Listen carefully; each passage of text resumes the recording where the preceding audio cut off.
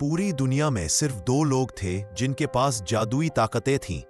Shadow अंधेरे को काबू करता था, नूर रोशनी को हथियारों में बदल सकती थी।